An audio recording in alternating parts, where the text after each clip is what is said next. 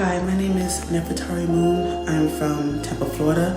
I am recently turned 35 and I am an artist.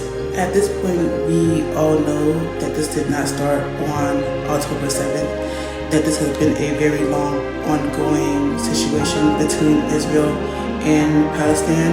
I wouldn't necessarily say that Israel had anything to do with me turning to Islam. It was solely the Palestinian people and their courage and their faith that had me look into Islam.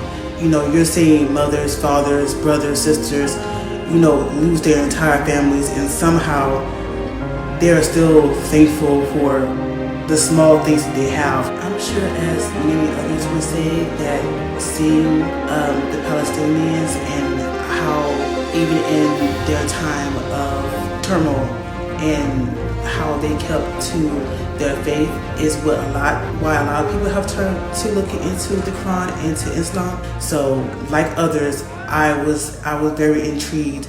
You have to look into it because these are some of the most strongest, resilient people I've ever seen in my life. It's something more, and I have to believe that it has to do with Islam.